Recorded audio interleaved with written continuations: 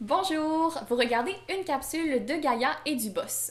Aujourd'hui, je vous explique ce qu'est réellement un vêtement écologique parce que plusieurs d'entre nous semblent un petit peu confus dans sa définition.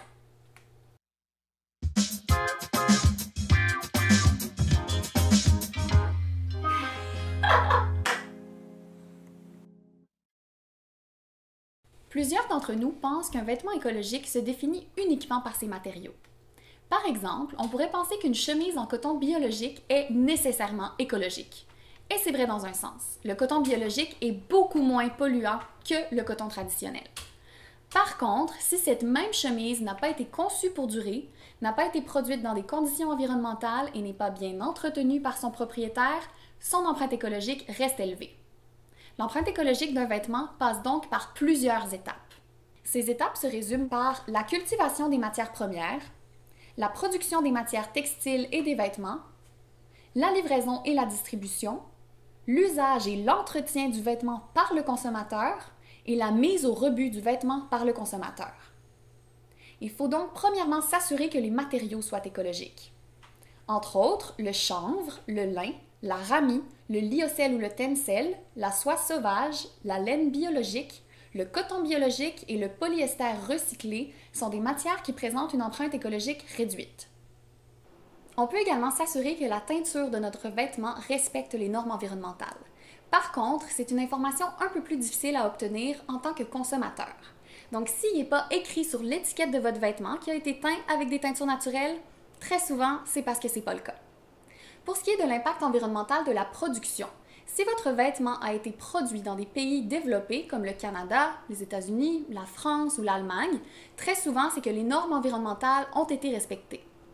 Sinon, les entreprises affichent parfois leurs normes de production sur leur site Internet. Si vous ne trouvez pas l'information, c'est peut-être qu'ils ont quelque chose à vous cacher. Aussi, si le pays de fabrication d'un vêtement est loin du lieu où vous l'achetez, c'est parce qu'il a dû parcourir une longue distance pour arriver jusqu'à vous, ce qui signifie beaucoup de pétrole et donc beaucoup d'émissions de gaz à effet de serre. Donc, une fois que le vêtement est entre vos mains, c'est à vous de jouer. Essayez de le laver le moins souvent possible, à l'eau froide et sans sécheuse. Aussi, faites-le réparer ou réparez-le vous-même lorsqu'il est brisé et donnez-le à quelqu'un qui saura en prendre soin lorsque vous ne le voulez plus. Un vêtement écologique, c'est aussi un vêtement qui dure longtemps, alors optez pour des vêtements de qualité, de style classique et que vous aimez sincèrement. Ensemble, on peut initier un changement dans l'industrie de la mode et amener les entreprises à adopter des pratiques plus environnementales. Plusieurs chercheurs en mode soutiennent que le changement doit provenir du consommateur.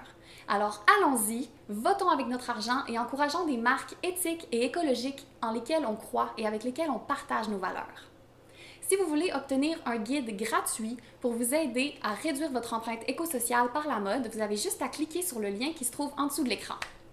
Alors merci infiniment d'avoir regardé cette vidéo. Si vous avez aimé ça, cliquez sur j'aime et partagez-la avec des amis qui pourraient s'y intéresser. Aussi, laissez vos commentaires en expliquant votre réaction, vos trucs personnels pour réduire votre empreinte écosociale ou toute autre information ou commentaire que vous aimeriez partager avec nous. Sentez-vous bien à l'aise de me poser des questions, puis je vais y répondre au meilleur de mes connaissances. Alors, n'oubliez pas de vous inscrire à l'infolettre de Gaïa et du Boss pour recevoir nos futures publications et on se revoit dans la prochaine capsule où je vais vous parler du fast et du slow fashion. À la prochaine!